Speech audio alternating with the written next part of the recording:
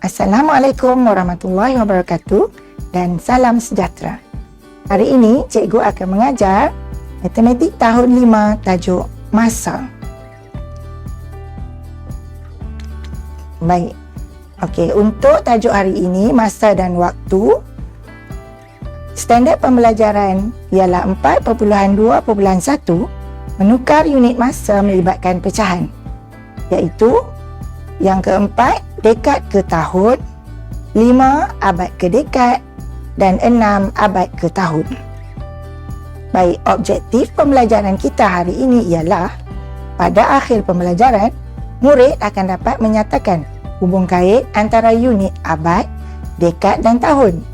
Dan yang kedua, murid dapat menjawab 5 soalan pertukaran unit dari abad ke dekad. Baik. Seterusnya, mari kita kenal abad, dekad dan tahun. Untuk pelajaran ini sebenarnya murid-murid sudah pun belajar sewaktu di tahun 4. Baik, antara kaitan antara abad, dekad dan tahun ialah yang pertama, 1 dekad bersamaan dengan 10 tahun. Bermakna 10 dekad bersamaan dengan 100 tahun. Jadi, 1 abad bersamaan dengan 100 tahun. Di sini, kaitan di antara 2 dan 3, 10 dekad sama dengan 100 tahun, 1 abad sama dengan 100 tahun. Jadi, di sini murid-murid dapat hubung kaitkan, iaitu 1 abad bersamaan dengan 10 dekad. Baik. Seterusnya, jadi mari kita teruskan ke soalan bagaimana untuk menukar unit masa yang sudah kita belajar tadi. Baik.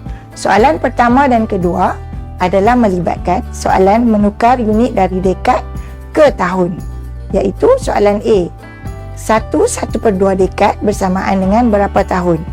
Baik, dari slide sebelum ini kita mengetahui bahawa 1 dekad bersamaan dengan 10 tahun. Bermakna untuk menukar dekad ke tahun kita perlu darab dengan 10. Jadi untuk soalan A, cikgu menggunakan kaedah pertama, iaitu menukar nombor bercampur 1/1/2 menjadi pecahan tak wajar. Jadi di sini kita darabkan penyebut 2 dengan nombor besar 1 dan kita tambah dengan 1, dia jadi 3/2. Maka 3/2 darab dengan 10 tahun. Jadi di sini 3 darab 10 jadi 30 per dengan 2 iaitu bahagi 2. Maka jawapan untuk soalan A ialah 15 tahun. Baik. Seterusnya untuk soalan B, cikgu menggunakan kaedah yang kedua, iaitu cikgu pisahkan antara nombor besar 5 dengan pecahan 3/5 tu. Jadi 3/5 dekad, 5 darab 10 tahun tambah dengan 3/5 darab 10 tahun. Jadi di sini kita dapat 5 darab 10 bersamaan 50 tahun, 3/5 darab 10 bersamaan dengan 30/5. Iaitu 30 bahagi 5.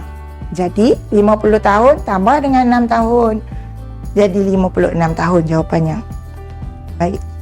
Seterusnya untuk soalan seterusnya kita nak belajar menukar abad ke dekad.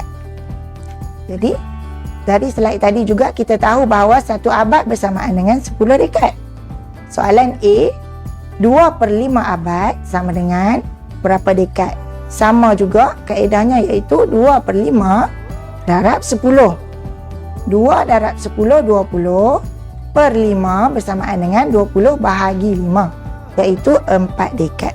Jadi jawapan untuk soalan A ialah 4 dekad. Maka bagi soalan B pula, diberi dalam soalan ialah nombor bercampur. Jadi kita tukarkan nombor bercampur menjadi pecahan tak wajar. 37/10 menjadi 37/10 abad. Jadi untuk menukar abad ke dekad, sekali lagi cikgu ulang, kita kena darab dengan 10. Jadi 37/10 darab dengan 10. Di sini kita boleh gunakan kaedah permudahkan. Sifar di atas 10 boleh potong dengan sifar di bawah, kita permudahkan. Jadi kita dapat terus jawapannya 37 dekad. Kita tak perlu dah nak darab 37 darab 10, 370 per bahagi 10, tak perlu. Kita permudahkan. Seterusnya untuk soalan bahagian ketiga ialah untuk menukar abad ke tahun. Baik, 1 abad bersamaan dengan 100 tahun.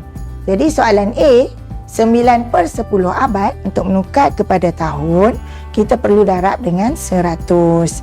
Jadi, di sini kaedah yang sama cikgu guna iaitu kita permudahkan sifar.